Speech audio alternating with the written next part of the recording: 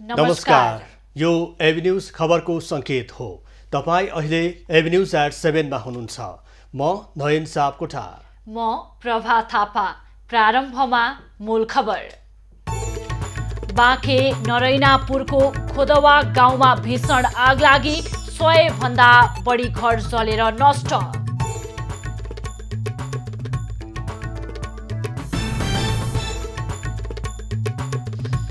छिट्टै नयाँ सरकार बन्दै माओवादी अध्यक्ष दाहालको दाबी। ओली भन्छन् समर्थन फिर्ता लिए राजीनामा दिन्छु। राजीनामा त आइहाल्छ नि, समर्थन फिर्ता गरौँ। प्रधानमन्त्रीले आफू अनुकूल प्रतिनिधि सभा चलाउन खोजेको देउवाको आरोप। नयाँ सरकारको नेतृत्व कांग्रेस गर्ने नेता पौडेलले दाबी गरे। एमाले नेपाल समूहद्वारा 2 महिने संगठन सुदृढीकरण अभियानको घोषणा।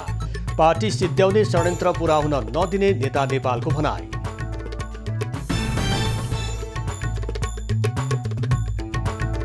प्रधानमन्त्री ओलीद्वारा 165 वटा सडक सञ्जालको शुभारम्भ। 57 अर्बको लागतमा 3 वर्षमा सक्ने दाबी। ललितपुर मेयर महिला क्रिकेटमा सशस्त्रद्वारा प्रदेश 1 8 विकेटले पराजित। अर्को खेलमा सुदूरपश्चिमले ललितपुर मेयर 11लाई हरायो। र 19औं संस्करणको आहा रारा गोल्ड कप पोखरामा सुरु। आयोजक सहारा क्लबलाई 1-0 ले हराउँदै सशस्त्र प्रहरी सेमिफाइनलमा। नयन, पछिल्लो समय आगलागीका घटनाहरू बढिरहेका छन् र बाँके नरैनापुरको खोदवा गाउँमा पनि आज भीषण आगलागी भएको छ। यो प्रारम्भिक खबर अनुसार गाउँका आधाभन्दा बढी घर जलेर नष्ट भएको खबर आइरहेको छ भने पछिल्लो समयमा डढेलोका घटना पनि बढिरहेका छन्। अब खबरको सिलसिला प्रारम्भ गरौँ बाँकेको खोदवा गाउँमा आगलागी सम्बन्धी प्रसङ्गबाट। बाँकेको नरैनापुर 4 खोदवा गाउँमा भीषण आगलागी भएको छ। आज दिउँसो करिब 3:30 बजे भएको आगलागीबाट 100 भन्दा बढी घर जलेर नष्ट भएको बताइएको छ। यस सम्बन्धी थप जानकारी दिनको लागि हाम्रो सम्पर्कमा हुनुहुन्छ बाँकेका प्रमुख जिल्लाधिकारी रामबहादुर कुरुङबाङ। रामबहादुरजी, अहिले जसरी भीषण आगलागी भएर गाउँका आधाभन्दा बढी घर जलेर नष्ट भएको खबर हामीले थाहा पाएका छौँ, हामीलाई प्राप्त भएको छ। यस सम्बन्धी पछिल्लो जानकारी यहाँसँग के छ? म अहिले यो घटनास्थलमै छु। अहिले आगलागी पूर्ण रूपमा नियन्त्रण भएको छ। यहाँ सेना, सशस्त्र प्रहरी र नेपाल प्रहरी र 5 वटा दमकलको सहयोगमा अब यो पूर्ण रूपमा नियन्त्रण भएको छ। तर दुःखद कुरो के हो भने यो सबभन्दा अहिले हामीले टोटल काउन्ट गर्न गरिसकेका छैनौँ। करिब चाहिँ 100 भन्दा बढी हुनुपर्छ, कम चाहिँ छैन। त्यति घरहरू पूर्ण रूपमा जलेर नष्ट भएको छ र 3 जना सामान्य घाइते हुनुभएको छ। उहाँलाई हामीले हस्पिटलमा पठाएको छौँ। अब उहाँहरूलाई चाहिँ अब हामीले पुनर्स्थापना गर्नको निमित्त अहिले तत्काल चाहिँ अब उहाँहरूलाई चाहिँ अब यो पुनर्स्थापना गर्नको निमित्त टेन्टहरू लगाउने कामहरू गरिरहेछौँ। यो घटनास्थलमै छु म अहिले र खाना खुवाउने कामहरू गरिरहेछौँ। अब अहिले चाहिँ यो कारण चाहिँ के छ भन्दाखेरि अहिले लामो खडेरीले गर्दा यो क्षेत्र निकै सुक्खाग्रस्त छ र यो घटनास्थल हेर्दाखेरि के देखिन्छ भन्दाखेरि यो फुसको छाना भएको चाहिँ घरहरू चाहिँ अब अलिक थुप्रो जस्तो भएर बसेको यस्तो भएको कारणले गर्दाखेरि अब आगलागी घटनाहरू चाहिँ यो नरैनापुरमा यही महिना मात्रै पनि 5 वटा घटना हो र यसलाई अब आगामी उसमा चाहिँ अब यसलाई चाहिँ चेतनामूलक कार्यक्रमहरू चलाएर यसलाई चाहिँ नियन्त्रण अब गर्नको निमित्त सोच्नुपर्ने बाध्यता चाहिँ आइरहेको छ। अब कुरुमाङजी, जस्तो यसभन्दा अगाडि पनि त्यस क्षेत्रमा आगलागी भएको घटनाहरू हामीले यस अगाडि पनि जानकारी दिइसकेका छौँ र यो बारम्बार यस्तो घटना दोहोरिरहेको छ। विशेष गरेर अहिले त्यहाँ जसरी यो घटना नदोहोरिनको लागि के कस्तो सजगता अपनाइएको थियो र पनि घटना घट्यो? र मैले अघि पनि भने यो 5औं घटना हो। अब यो नेपालभरि अब यो लामो खडेरीको अवस्था छ र यो नरैनापुर क्षेत्र चाहिँ बढी सुक्खाग्रस्त क्षेत्र छ र यहाँको चाहिँ अब सामाजिक बनावट यहाँको चाहिँ यो बस्तीहरू चाहिँ कस्तो छ भन्दाखेरि यो एकदमै साँघुरो र फुच्का छाना भएको ले गर्दाखेरि चाहिँ अब एउटा घरमा चाहिँ आगो सल्क्यो भने त्यसले चाहिँ समग्र त्यो पुरै गाउँ सखा पार्ने खालको चाहिँ अवस्था छ। र अहिले पनि त्यही देखियो, यो गाउँ चाहिँ अब आधा मात्रै होइन, यो पुरै गाउँ चाहिँ ध्वस्त भएको छ। 100वटा यो 2-4वटा पक्की घरहरू मात्रै बाँकी छ, अरू सबै नै नष्ट भएको अवस्था छ। अब अहिले जसरी यो 100 भन्दा बढी घरहरू जलेर नष्ट भएका छन् र उनीहरूको बसोबासको लागि के कस्तो व्यवस्थापन यहाँहरूले मिलाउनु भएको छ? यहाँले अघि जानकारी दिनुभयो खाना खुवाउने जुन कार्यक्रम अगाडि बढेको यहाँले जानकारी दिइरहँदै बस्नको लागि चाहिँ व्यवस्था कस्तो तयारी गर्नुभएको छ? यो सुरक्षाकर्मीहरूले अब सेना, सशस्त्र प्रहरी, नेपाल प्रहरीले अब 40वटा टेन्ट चाहिँ लगाउने काम यहाँ गरिरहेको अवस्था छ र गाउँपालिकाले यहाँ पीडितहरूलाई चाहिँ खाना खुवाउने यहाँ पकाउन सुरु गरेको छ र उहाँको पुनर्स्थापनाको लागि हामी चाहिँ अब भोलि राहत दिने कामहरू गर्छौँ। र यो प्रदेश सरकारले पनि अघि माननीय मुख्यमन्त्रीज्यूसँग पनि मेरो कुरा भएको थियो, प्रदेश सरकारले पनि उहाँहरूको पुनर्स्थापनाको लागि सहयोग गर्छ। हस्, धन्यवाद छ यहाँलाई। वाउन्ट्यो बाँकेका प्रमुख जिल्ला अधिकारी रामबहादुर गुरुङबाङ केही समय अगाडि बाँकेको नरेनापुर 4 खोदोबामा भीषण आगलागी हुँदा 100 भन्दा बढी घर जलेर नष्ट भएका छन्। विशेष गरेर फुसको घर जलेर नष्ट भएको, केही पक्की घरमा भने यस्तै क्षति पुर्याएको छैन र त्यहाँ विस्थापितहरूलाई यतिखेर सुरक्षा अधिकारीहरूले टेन्ट राखेर बसोबासको व्यवस्था मिलाएका छन् भने खाना खुवाउने कार्य पनि अगाडि बढेको छ। अब बाँकी खबर।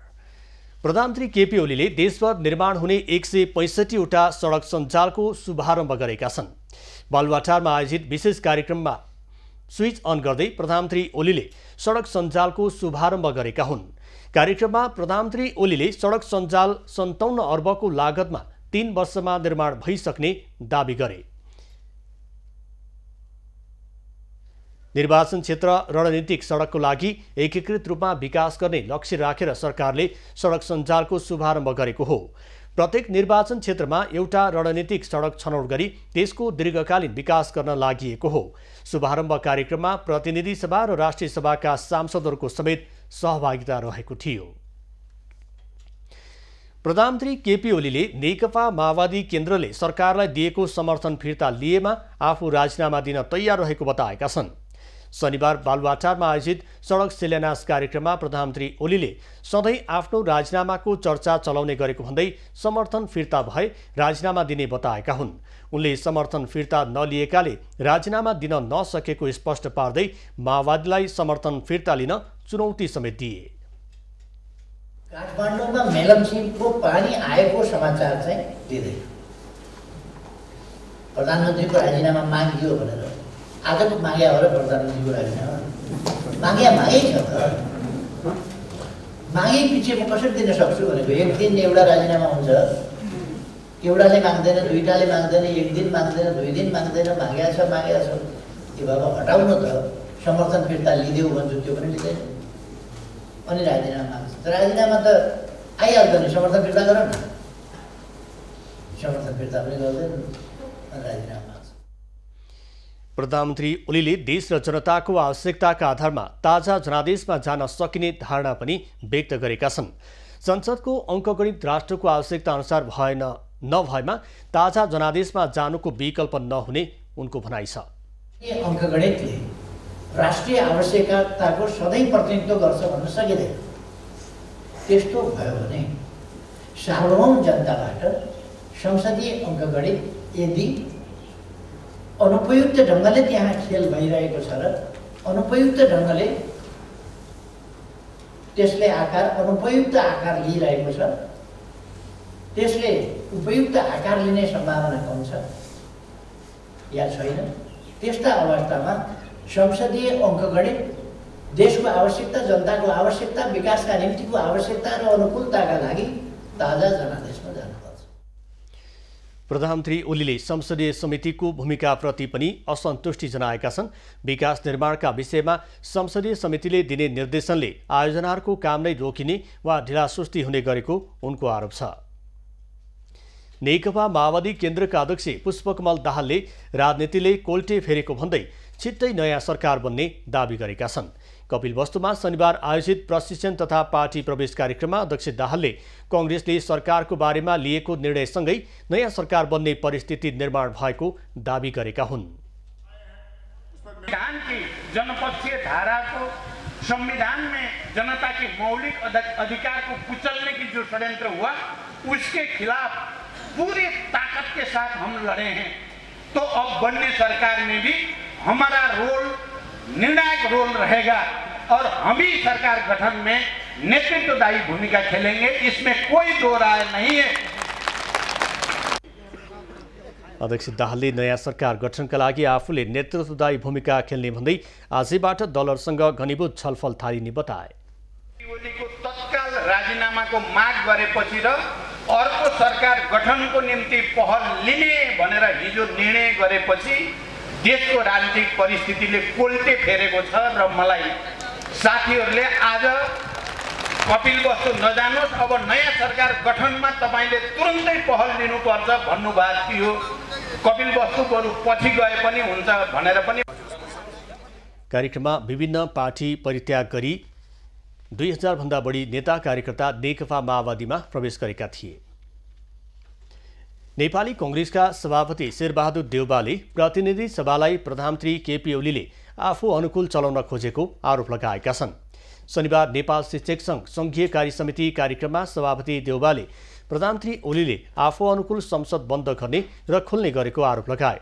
संसद अधिवेशन लगायतका विषयमा ओलीले गरेको निर्णयमा राष्ट्रपति विद्यादेवी भण्डारीले पनि आँखा चिम्लेर सहीसाब गर्ने गरेको बताए। सभापति देउवाले कांग्रेससँग संसद बोलाउने संख्या पनि नपुग्ने बाध्यता रहेको भन्दै संसदमा सरकार विरुद्ध आवाज उठाउँदा ओलीले संसद बन्द गर्ने गरेको जिकिर गरे। उनले अहिले प्रतिकूल अवस्था रहे पनि संसदमा लडेर प्रजातन्त्रलाई बलियो बनाउने धारणा राखे।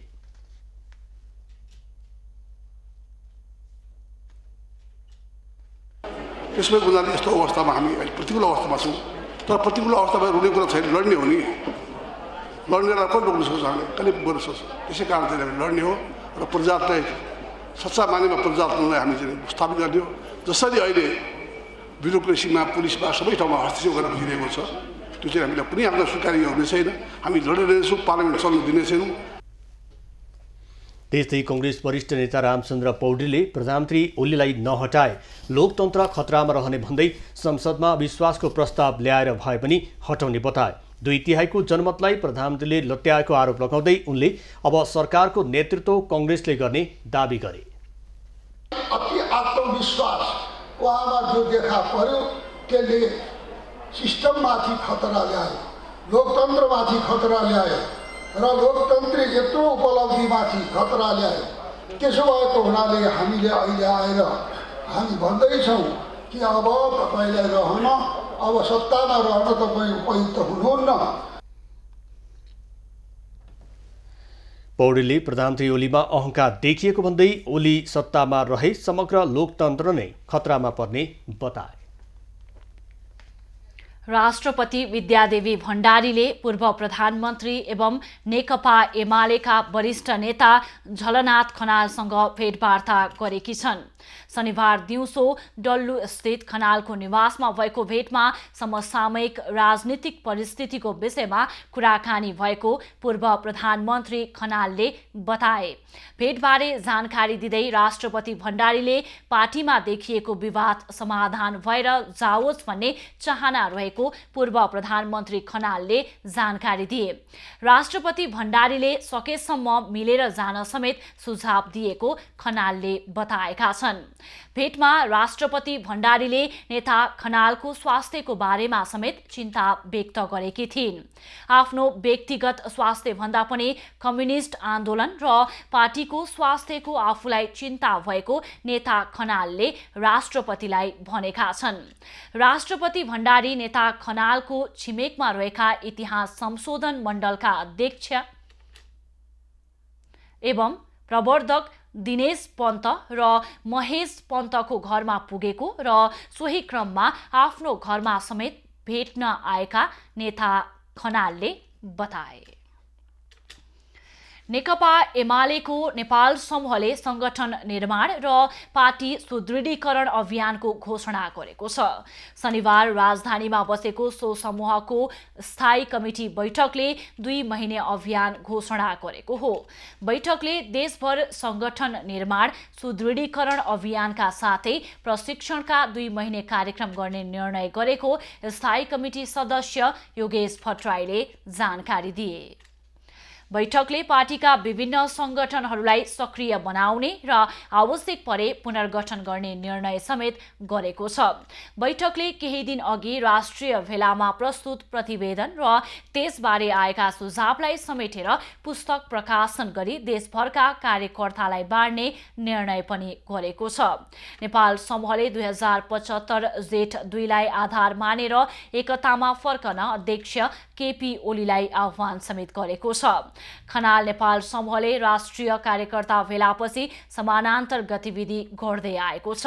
पार्टी अध्यक्ष केपी ओलीले गुटगत गतिविधि गरेको भन्दै वरिष्ठ नेता माधव नेपाल, उपाध्यक्ष भीम रावल, नेताहरू घनश्याम भुसाल र सुरेन्द्र पाण्डेलाई 6 महिनाका लागि निलम्बन गरेका छन्। नेकपा एमालेका नेता माधव कुमार नेपालले कम्युनिस्ट पार्टीलाई सिद्ध्याउने खेलमा प्रधानमन्त्री केपी ओली लागेको आरोप लगाएका छन्। शनिबार उत्पीडित जातीय मुक्ति समाजको राष्ट्रिय कार्यकर्ता भेलालाई सम्बोधन गर्दै नेता नेपालले पार्टी सिद्ध्याउने ओलीको षड्यन्त्र कहिले पूरा हुन नदिने बताएका छन्। आफूहरू ओली प्रवृत्तिसँग जुधिराखेको भन्दै उनले ओली प्रवृत्तिको हार र आफूहरूको जित सुनिश्चित रहेको पनि बताएका छन्। पार्टीभित्रको समस्यालाई समाधान गर्न नखोज्दा अहिले समस्या देखिएको र समस्या समाधानका लागि ओली उदासीन देखिएको उनको भनाइ थियो। संवाद हुनु पर्यो, उपायको खोजी हुनु पर्यो, समाधानको निम्ति धेरै चोटि हामीले बहस विवाद गर्नु पर्यो। तर केपी कमरेडलाई न बहससित मतलब छ न विवाद, मलाई सुझावसित पनि मतलब छैन, आलोचना त सुन्नै चाहनु। कार्यक्रममा एमाले नेता भीम रावलले पार्टी विधान मिचेर नेताहरूलाई गरिएको कारबाहीले प्रधानमन्त्री तथा पार्टी अध्यक्ष ओलीको भस्मासुर प्रवृत्तिलाई छरपष्ट पारेको बताए। पूर्व प्रधानमन्त्री एवं जनता समाजवादी पार्टीका संघीय परिषद अध्यक्ष डाक्टर बाबुराम भट्टराईले प्रधानमन्त्री केपी ओलीलाई फेरि भस्मासुरको संज्ञा दिएका छन्। प्रतिपक्षी दल नेपाली कांग्रेसले प्रतिपक्षीय धर्म निभाउने संकेत गरेकोमा सराहना गर्दै डाक्टर भट्टराईले अहिलेको मुख्य प्राथमिकता भस्मासुर ओलीको विदाई नै रहेको बताएका हुन्। शुक्रबार नेपाली कांग्रेसले ओली सरकारलाई विस्थापित गरेर आफ्नै नेतृत्वमा नयाँ सरकार बनाउने निर्णय गर्दै ओलीको राजीनामा माग गरेको थियो। शनिबार सामाजिक सञ्जाल ट्विटर मार्फत भट्टराईले कांग्रेसको सराहना गर्दै अरू प्रतिपक्षी दलले पनि आफ्नो कर्तव्य भुल्न नहुने बताएका छन्। सबै दलको आफ्ना एजेन्डा भए पनि ती सबैभन्दा माथि देश, जनता र लोकतन्त्रको आवश्यकता र प्राथमिकता हुने भन्दै उनले अहिलेको मुख्य प्राथमिकता भस्मासुर ओलीको विदाई गर्नु नै हो भनी ट्विट गरेका हुन्। नयन, बजार नियमनको कुरा हामीले केही समय अगाडि कुरा गरेका थियौं।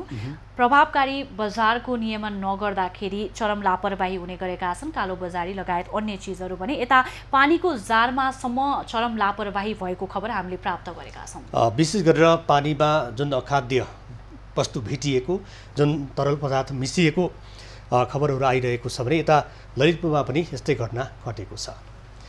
अबको क्रममा खानेपानीको प्रसङ्ग। काठमाडौँ उपत्यकामा खानेपानीको अभावका कारण बोतल, जार र ट्याङ्करको पानीको प्रयोगकर्ताको सङ्ख्या ठूलो छ। तर यसरी बिक्री गरिने खानेपानीको गुणस्तरका बारेमा पटक पटक प्रश्न उठ्ने गरेको छ।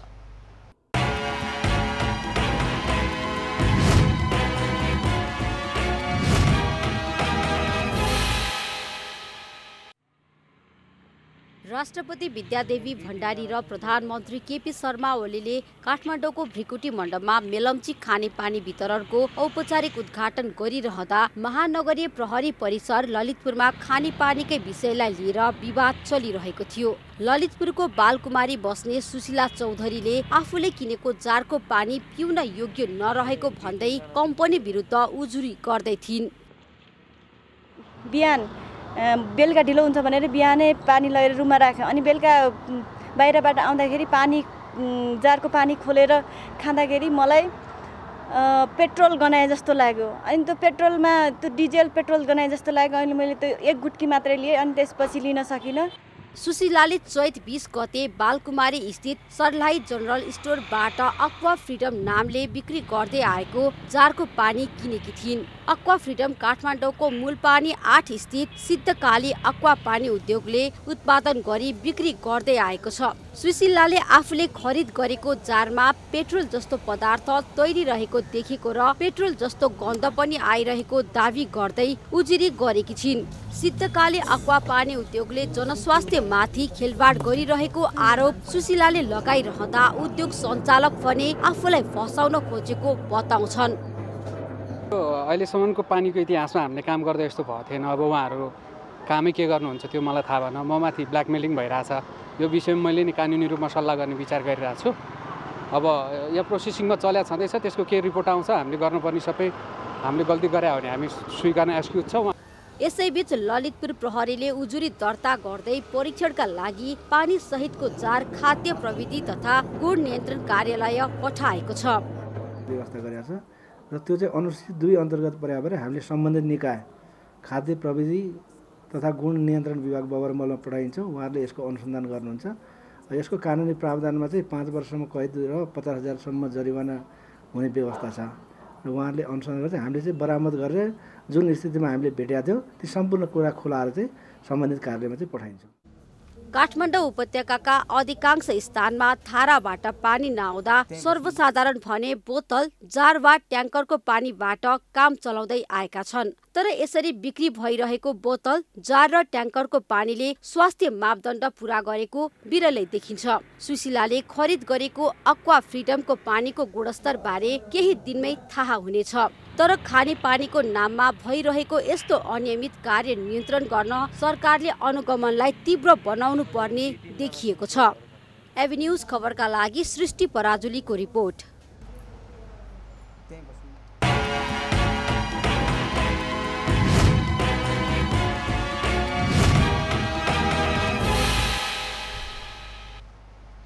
नेपालमा शनिबार थप 128 जनामा कोरोना पुष्टि भएको छ।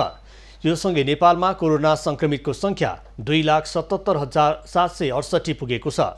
त्यस्तै कोरोनाका कारण थप 1 जनाको मृत्यु भएको छ भने नेपालमा हालसम्म 3,032 जनाले कोरोनाका कारण ज्यान गुमाएका छन्। त्यस्तै थप 161 जना संक्रमित निको भएका छन्। हालसम्म 2,73,123 जनाले कोरोना संक्रमणलाई जितेका छन्। नेपालमा हाल 1,613 जना आइसोलेसनमा र 59 जना क्वारेन्टिनमा छन्। त्यस्तै हालसम्म 22,81,832 वटा PCR परीक्षण गरिएको मन्त्रालयले जनाएको छ। संस्कृति, पर्यटन तथा नागरिक उड्डयन मन्त्री भानुभक्त ढकालले पर्यटन व्यवसायको भावना अनुरूप पर्यटन उद्योगलाई चलायमान बनाउन सरकार लागि परेको बताएका छन्। होटल संघ नेपालको 47औं वार्षिक साधारण सभाको कार्यक्रममा मन्त्री ढकालले कोभिड-19बाट सबैभन्दा धेरै प्रभावित पर्यटन क्षेत्रलाई चलायमान बनाउन सरकार गम्भीर रहेको बताए। उनले होटल व्यवसायी आफैले बनाएको स्वास्थ्य मापदण्डलाई मन्त्री परिषदबाट पारित गराई यस क्षेत्रलाई चलायमान बनाउन सरकार सहयोगी बनेको बताए। पर्यटन क्षेत्रको विकासका लागि आगामी नीति तथा कार्यक्रमबाट सम्बोधन गरिने बताउँदै उनले सुझाव दिन व्यवसायीहरूसँग आग्रह समेत गरे। सरकार नीति कार्यक्रम बनाउने कुराको सम्भावना छ। हिजो मात्रै पनि हामीले अर्थमन्त्रीज्यूसँग कुरा गऱ्यौँ भने तपाईहरुको यो क्षेत्रसँग सम्बन्धित रहेर सरकारले नीतिमा सम्बोधन गर्नुपर्ने कुराहरू के हुन् भन्ने कुरा नछुटुन् भन्ने कुराका लागि हामीलाई सहयोग गर्नुहोस्। नीति राम्रो बनाइयो भने नीतिका आधारमा हामी कार्यक्रम पनि बनाउन सक्छौँ। कार्यक्रममा होटल संघ नेपालकी अध्यक्ष सृजना राणाले आन्तरिक पर्यटन मार्फत अर्थतन्त्र चलायमान बनाउनु पर्नेमा जोड दिइन्। उनले अन्तर्राष्ट्रिय पर्यटक आगमन पूर्ण अवस्थामा नफर्किएसम्म होटल उद्योगलाई चलायमान बनाउन आन्तरिक पर्यटनलाई प्राथमिकतामा राखी सरकारले अल्पकालीन र दीर्घकालीन रणनीति तर्जुमा गर्न माग समेत गरिन्। अर्थतन्त्र चलायमान बनाउनु पर्ने, अन्तर्राष्ट्रिय पर्यटन आगमन पूर्ण अवस्थामा नफर्कुन्जेल अरबौं रुपैयाँको लगानी रहेको यस होटल उद्योगलाई केही हदसम्म चलायमान बनाउन आन्तरिक पर्यटनलाई प्राथमिकता राखी सरकारले अल्प तथा दीर्घकालीन योजना तर्जुमा गरी यस उद्योगलाई सबल बनाउन सहयोग गर्नेछ भन्ने सम्बन्धीमा हामी विश्वास गर्दछौँ। कोभिड-19 रोकथाम तथा नियन्त्रणका लागि भएको बन्दाबन्दीका कारण पर्यटन क्षेत्र लामो समय बन्द भएको थियो। अझै पनि पर्यटन क्षेत्र पूर्ण रूपमा सञ्चालनमा आउन सकेको छैन। सरकारले पर्यटन व्यवसायका लागि पुनर्कर्जा र व्यवसाय निरन्तरता कर्जा उपलब्ध गराए पनि सबै व्यवसायले प्राप्त गर्न नसकेको व्यवसायीहरूको गुनासो छ।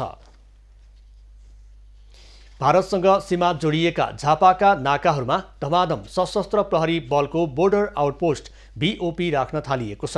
सीमा सुरक्षाका लागि भन्दै सशस्त्र प्रहरीले BOP स्थापनालाई तीव्रता दिएको हो।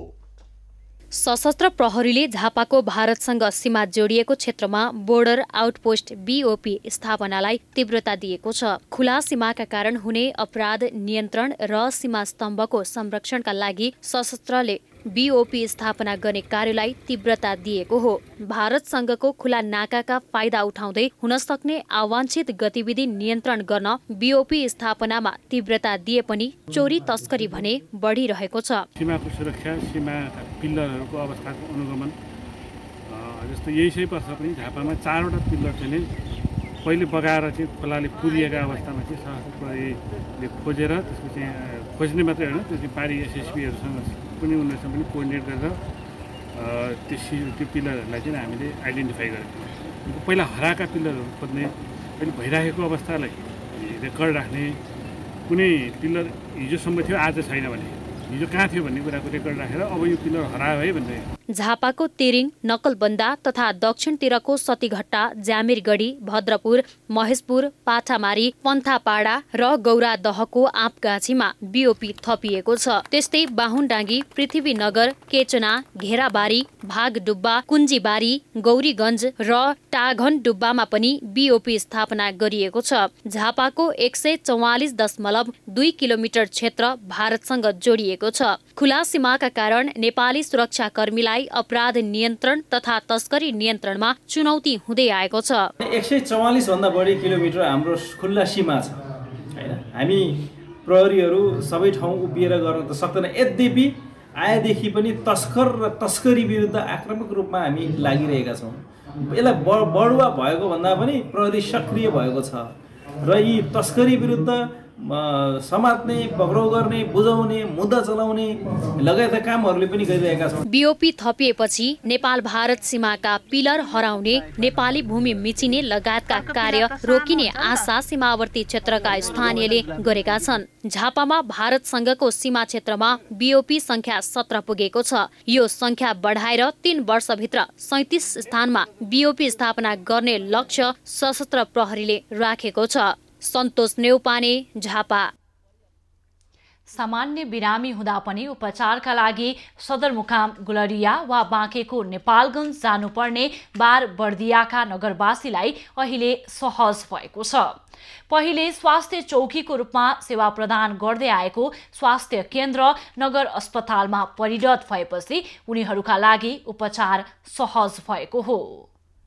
बर्दिया नगरपालिका वडा नम्बर 6 स्थित मनिकापुरमा आरसी थारू मेमोरियल नगर अस्पतालको रूपमा स्तर उन्नति गरेसँगै नगरवासीले राहत महसुस गर्दै आएका हुन्। नगर अस्पतालमा OPD सेवा, सिकल सेल परीक्षण सहित विभिन्न ल्याब सेवा सहित अस्पताल हाताभित्रै फार्मेसी सहितको सेवा पाउने भएकाले सहजता भएको उपचारका लागि आउने बिरामीको भनाइ छ। नेपाल सरकारको बिमा सेवा, भिडियो एक्सरे लगायतका सेवाका कारण सहजता महसुस भएको उपचारका लागि आएका स्थानीय बताउँछन्।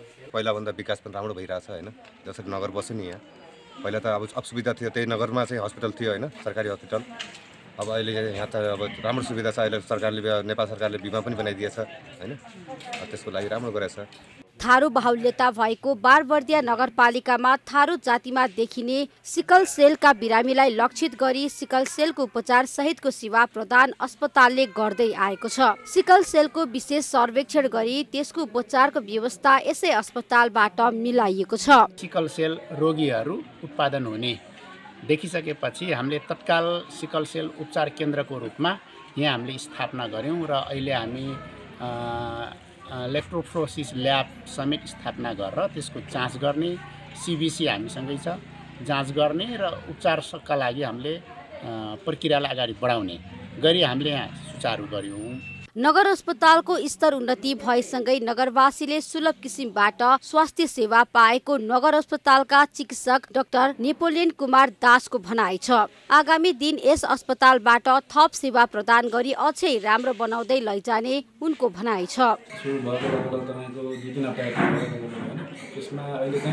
बिरामीहरू बढ्दो क्रममै हुनुहुन्छ हैन, उपचार लिइराख्नु भएको छ, कुनै इमर्जेन्सी सेवा पनि लिनुहुन्छ, कुनै एउटा नियमित चेकजाँचको लागि पनि आउनुहुन्छ, सबै भइरहेको अवस्था छ हामीलाई। हेर्दै जाँदा यसलाई अझै अगाडि अलिक बलियो बनाउँदै जाने हाम्रो सोच हो। सबै किसिमले अझ पनि हामीले मागको प्रोसेसमा छ, सबै कुरा प्रोसेसमा छ। जे हो भने अहिलेको लागि चाहिँ तपाईँको बढ्दो क्रममा छ है। बिरामीहरूले सेवा जानकारी पुग्दैछ ठाउँ ठाउँमा, त्यही हिसाबले सेवा पनि अब दिनलाई आइराख्नु भएको छ। बारबर्दिया नगरपालिकाले नागरिकको स्वास्थ्यलाई मध्यनजर गर्दै स्वास्थ्य क्षेत्रमा गरेको कामको सबै स्थानीय तहले अनुकरण गरेकोमा नागरिकले आफ्नै घर आँगनबाट स्वास्थ्य सेवा पाउने देखिन्छ। एबी न्यूज खबरका लागि बर्दियाबाट दुर्गा आचार्यको रिपोर्ट। बागलुङमा बचत तथा ऋणको कारोबार गर्दै आएको सहकारी यति बेला सामाजिक उत्तरदायित्वको भूमिकामा समेत केन्द्रित हुन थालेको छ। सरकारले छरिएर रहेका सहकारी संस्थालाई मर्ज गरेर ठूलो सहकारी बनाउन निर्देशन दिएको बेला जिल्लामा रहेका व्यक्तिहरूलाई आफ्नो सहकारीमा आकर्षित गर्न नयाँ नयाँ कार्यक्रम गरेर अगाडि बढिरहेको देखिन्छ। 64औं राष्ट्रिय सहकारी दिवसको अवसर पारेर आर्थिक कारोबारको गतिविधि गरी सहकारीका शेयर सदस्यलाई मुनाफा बाँड्ने काम गर्दै आएको बागलुङको एक सहकारी संस्थाले विपद व्यवस्थापन तालिम सञ्चालन गरेर जिल्लामा उदाहरणीय कामको थालनी गरेको छ। CYC बचत तथा ऋण सहकारी संस्था लिमिटेड बागलुङले सामाजिक उत्तरदायित्व समेतको भूमिका अब सहकारीले खेल्ने बेला आएको भन्दै सहकारीका 21 वटा सेवा केन्द्रका मुख्य जिम्मेवार व्यक्तिहरूलाई 2 दिनसम्म विपद व्यवस्थापन तालिम प्रदान गरेको सहकारीले जनाएको छ। यो CYC सहकारीलाई चाहिँ प्रदान गरेर नेपाल रेड क्रस सोसाइटीको समन्वयमा चाहिँ प्रदान गरिरहेका छौँ। यसले के हुन्छ भन्दाखेरि सहकारी चाहिँ समुदायमा एक किसिमको आफ्नो चाहिँ समुदायमै चाहिँ व्यवस्थित भएर एक किसिमको आफ्नो संरचना हुन्छ। भोलि विपदका दृष्टिकोणले हेर्नुहुन्छ भने नेपाल चाहिँ एकदमै उच्च जोखिमयुक्त चाहिँ राष्ट्रहरूमध्ये पर्छ। CYC सहकारीले कुनै पनि बेला पर्न सक्ने विपत्तिलाई के कसरी समाधान गर्ने भन्ने बारे नेपाल रेड क्रस सोसाइटीसँग सहकार्य गरेर तालिम सञ्चालन गरेर राम्रो कामको सुरुवात गरेको गलकोटका सेवा केन्द्रका सचिव खिम सहानीले बताए। पहिलोचोटि CYC साकोस बागलुङले चाहिँ यो कार्यक्रम सञ्चालन गरेको हुँदा सबैजना हिजो सिडिओ साहबले पनि भन्नुभयो, असाध्यै चाहिँ यो नेपालभरिमा चाहिँ यो सहकारी अग्रपङ्क्तिमा जुन कुरामा पनि सरकारी स्थानीय सरकार अथवा प्रदेश सरकार केन्द्रीय सरकार यो सरकारभन्दा पनि अगाडि चाहिँ सोचेको हुँदा यस्तो योजना ल्याएको हुँदा हामी सबैजना खुसी भएको महसुस भएको छ। यो विपद व्यवस्थापन कार्यदलले समुदायमा गइसके पछाडि आफ्नो समुदायमा हुने विभिन्न विपद प्राकृतिक प्रकोपजन्य घटनाहरूबाट समुदायलाई एउटा उद्धार राहत सहयोगमा चाहिँ एकदम क्विक रेस्पोन्स गर्न एकदम छिटो छरितो रूपमा चाहिँ रेस्पोन्स गरेर त्यहाँ चाहिँ एउटा त्यो विपदबाट चाहिँ समुदायलाई जुझ्न सिकाउनुहुन्छ भन्ने चाहिँ हाम्रो अटुट रहेको छ। सहकारीको काम पैसा परिचालन गर्ने मात्र नभएर समाजमा आइपर्ने सबै खालको काम गर्नका लागि भूमिका खेल्नुपर्छ। अहिले विपद व्यवस्थापन तालिमले भोलि आइपर्ने समस्यामा केही हदसम्म भए पनि भूमिका खेल्ने विपद व्यवस्थापनका साथै गरिबी निवारणमा समेत काम गर्ने CYC सहकारीका अध्यक्ष चण्डी प्रसाद शर्माले बताए। यो वास्तवमा सहकारीले पैसाको मात्रै काम गर्नु हुँदैन। समाजमा विभिन्न समस्याहरू छन्, विपदहरू आइरहेका छन्, त्यसलाई व्यवस्थापन गर्न पनि सहकारीले भूमिका खेल्नुपर्छ भनेर हामीले भूपू आर्मी प्रहरीहरू मिलाएर हाम्रा 21 वटै सेवा केन्द्रमा विपद व्यवस्थापन समिति रहने गरेर 125 जनालाई हामीले यो क्षमता वृद्धि कार्यक्रम सुरु गरेका छौँ। 2066 सालमा स्थापना भएको CYC सहकारी संस्थाले बागलुङ, पर्वत र म्याग्दी जिल्लाका 21 वटा सेवा केन्द्रमा रहेका विपद न्यूनीकरण समितिका 125 जना सदस्यहरूलाई तालिममा सहभागी बनाएको जनाएको छ। सहकारीले भविष्यमा आउन सक्ने विपत्तिका लागि आर्थिक कोषको समेत व्यवस्था गरेर उदाहरणीय काम गरेको छ। सहकारीको 17,000 भन्दा बढी शेयर सदस्यहरू रहेका छन्। एबी न्यूज खबरका लागि बागलुङबाट राजेश चन्द्र राज भण्डारीको रिपोर्ट। वन उपभोक्ता अधिकार कर्मीले वन पैदावार बिक्री वितरणका लागि पूर्ण रूपमा फुकुवा गर्न सरकारसँग माग गरेका छन्।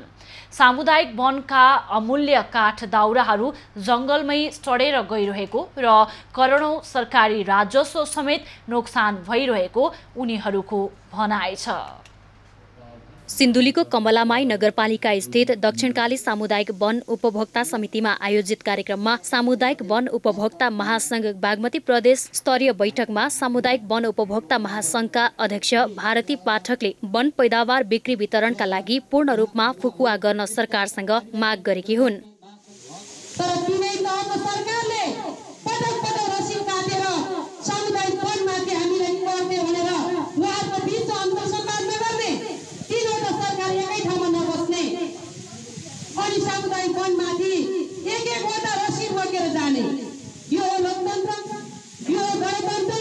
कार्यक्रममा बागमती प्रदेशका अध्यक्ष विनोद सापकोटाले लामो समयसम्म सरकारले काठ दाउरामा प्रतिबन्ध लगाउँदा समाजमा काठ दाउराको अभाव हुन थालेको बताए।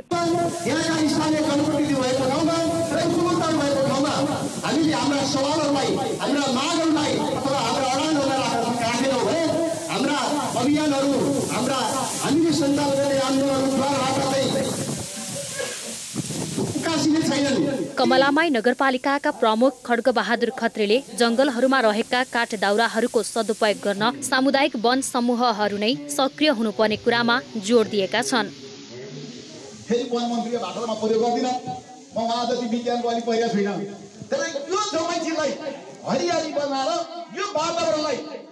प्रदूषित मुक्त पार्ने हाम्रो जंगल छ, त्यस कारणले गर्दा यो जंगललाई बचाउने अभियानमा तपाईहरु यो बागमती प्रदेशका सबै प्रमुख मान्छे आउनु भएको छ। सरकारले देशका सामुदायिक वनबाट काठ दाउराको निकासी र खपतमा प्रतिबन्ध लगाउँदा भूकम्प पीडितहरूले समेत घर आवास निर्माणमा कठिनाई भोग्नु परिरहेको छ। शंकर कार्की, सिन्धुली।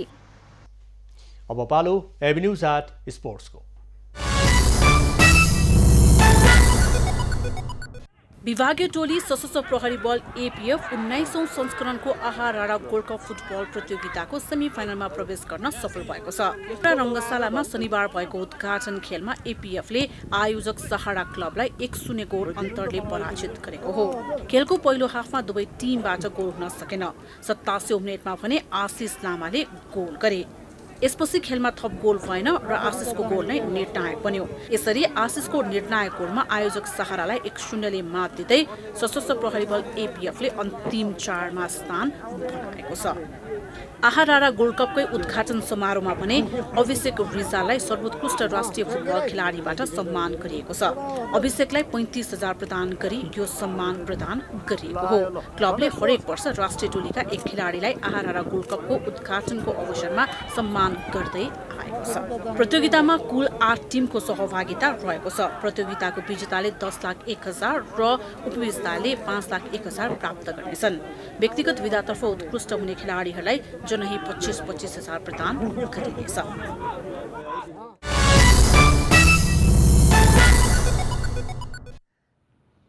ललितपुर मेयर्स वुमेन्स च्याम्पियनसिपमा दावेदार सशस्त्र प्रहरी बल एपीएफ र सुदूरपश्चिमाञ्चलले विजयी सुरुवात गरेका छन्। शनिबार टियु खेल मैदानमा भएको उद्घाटन खेलमा राष्ट्रिय टिमकी उपकप्तान सीताराना मगरको अर्ध शतकमा सशस्त्र प्रहरी बल एपीएफले प्रदेश 1लाई 8 विकेटको अत्यन्त सहज नतिजामा हराउँदै विजयी सुरुवात गरेको छ। पहिले ब्याटिङ गरेको प्रदेश 1ले 20 ओभरमा 4 विकेट गुमाउँदै 106 रन बनायो।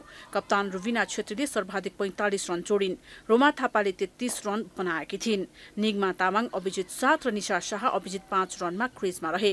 बलिङमा रेखा रावल, करुणा भण्डारी, सीताराना मगर र बिनु बुढाले समान 1-1 विकेट छाडेका थिए। जवाफमा 107 रनको विजय लक्ष्य सशस्त्र प्रहरी बलले 18 ओभरमा मात्र 2 विकेटको नोक्सानीमा पूरा गर्यो। ओपनर सीताराना मगर र ज्योति पाण्डेले पहिलो विकेटको लागि 70 रनको साझेदारी गर्दै टिमलाई आरामदायी सुरुवात दिलाएका थिए। यो क्रममा सीताले अर्धशतक पूरा गरिन् र उनले 52 रन जोड्दा ज्योतिले 32 रन बनाइन् र दावेदार सशस्त्रले 8 विकेटको सहज जित निकालेको छ। यो जितमा सशस्त्रले 2 अङ्क जोडेको छ। यसैगरी दोस्रो खेलमा कञ्चन श्रेष्ठले उत्कृष्ट ब्याटिङ गरे पनि ललितपुर मेयर 11 भने सुदूरपश्चिमसँग 7 विकेटले पराजित भएको छ। पहिले ब्याटिङ गरेको ललितपुर मेयर 11ले निर्धारित 20 ओभरको खेलमा 5 विकेट गुमाउँदै 107 रन बनाएको थियो। ललितपुरले सुरुवात राम्रो गर्न सकेन। ओपनर शोभा आले 1 र अनुराधा चौधरी 4 रनमा आउट भए। तेस्रो नम्बरकी ब्याट्सवुमन कञ्चन श्रेष्ठले भने शानदार प्रदर्शन गरिन्। उनले 56 बलको सामना गर्दै 8 चौका सहित अभिजित 63 रन जोडेकी थिइन्। तर कञ्चन बाहेक अन्य खेलाडी क्रिजमा टिक्न नसक्दा ललितपुर 107 रनमा समेटियो। बलिङमा कविता कुँवर, ऋतु कनौजिया र सम्झना खड्काले 1-1 विकेट झारेका थिए। जवाफमा 108 रनको विजय लक्ष्य सुदूरपश्चिमाञ्चलले 19 ओभरमा 3 विकेटको नोक्सानीमा पूरा गर्यो। सुदूरपश्चिमको जितमा ओपनर मन्जु बोकटीले 41 रन बनाएकी थिइन्। यस्तै डली भट्ट अभिजित 22 रनमा क्रिजमा रहँदा रेवती धामीले 18 रन बनाएकी थिइन्। यसरी 7 विकेटको जितसँगै सुदूरपश्चिमाञ्चलले पनि विजयी सुरुवात। यो प्रतियोगितामा प्रधानमन्त्री कपको 4 सेमिफाइनलिस्ट र मेयर 11 गरी कुल 5 टिमको सहभागिता रहेको छ। राउन्ड रोबिन लिग पश्चात उत्कृष्ट 2 टिमले उपाधिको लागि प्रतिस्पर्धा गर्नेछन्।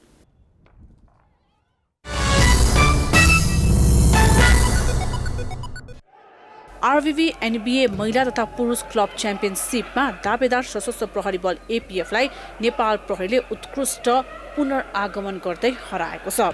नेपाली महिला भलिबलका 2 दावेदार एपीएफ र नेपाल प्रहरी बीचको खेल अत्यन्त प्रतिस्पर्धात्मक बन्यो, जहाँ एपीएफले सुरुवात राम्रो गर्यो। पहिलो सेट 25-20 र दोस्रो सेट 28-30 ले जित्दै खेलमा 2-0 को स्पष्ट अग्रता बनाइसकेको थियो। तर नेपाल प्रहरीले शानदार कमब्याक गर्यो। तेस्रो सेट 25-23 र चौथो सेट 25-19 ले जित्दा खेल 2-2 को बराबरीमा पुगेको थियो। यसपछि खेलको निर्णय 5औं तथा अन्तिम सेटबाट भयो, जहाँ 5औं सेट 15-11 ले आफ्नो पक्षमा पार्दै नेपाल प्रहरीले दावेदार एपीएफलाई 3-2 ले मात दिएको छ। नेपाल प्रहरीको जितमा उषा भण्डारी र कामना विष्टको प्रदर्शन शानदार रह्यो। यो जितमा नेपाल प्रहरीले प्रधानमन्त्री कपको फाइनलमा भोगेको हारको बदला एपीएफसँग लिएको छ। नेपाल प्रहरी 2 खेलबाट 5 अङ्क जोड्न सफल हुँदा सशस्त्र प्रहरी बल एपीएफले भने 2 खेलबाट 4 अङ्क बनाएको छ। एपीएफको जारी प्रतियोगितामा यो पहिलो हार हो। यसैगरी अर्को खेलमा त्रिभुवन आर्मी क्लबले ढोरपाटन स्पोर्ट्स क्लबलाई अत्यन्त सहज नतिजामा हराएको छ। त्रिभुवन आर्मी क्लबले 25-12, 25-0 र 25-5 ले खेल आफ्नो पक्षमा पारेको छ र आर्मीको यो लगातार दोस्रो जित हो। यसैगरी न्यू डायमन्डले भने भरतपुरलाई 25-12, 25-7 र 25-17 ले हराएको छ। तेस्रो खेल खेलेको न्यू डायमन्डको भने यो दोस्रो जित हो। न्यू डायमन्ड नेपाली सेनासँग शुक्रबार पराजित भएको थियो।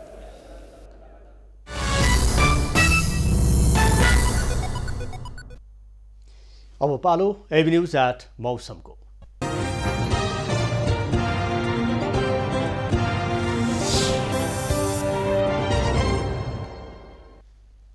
पछिल्लो 24 घण्टामा देशभरको मौसममा आंशिकदेखि सामान्य बदली भयो। आज राति देशका पहाडी भूभागमा आंशिक बदली रही बाँकी भूभागमा मौसम सामान्यतया सफा रहनेछ। कर्णाली, गण्डकी र प्रदेश 1 का उच्च पहाडी तथा हिमाली भूभागका 1-2 स्थानमा हल्का वर्षा र हिमपातको सम्भावना रहने जल तथा मौसम पूर्वानुमान महाशाखाले जनाएको छ।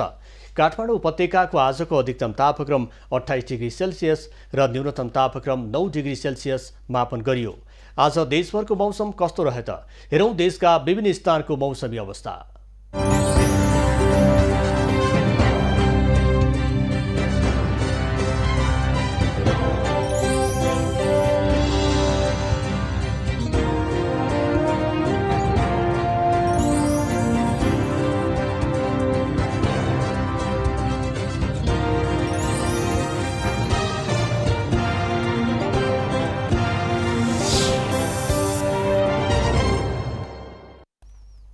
अहिलेलाई खबरको क्रम यति नै। एभिन्यूज खबरका यी सहित अन्य विस्तृत खबरका लागि www.avenews.tv लगअन गर्न सक्नुहुनेछ। युट्युब, फेसबुक र ट्विटरमा पनि हामीलाई फलो गर्न सकिनेछ। खबरभित्रको खबरका लागि हेर्दै रहनुहोला एभिन्यूज खबर। नमस्कार।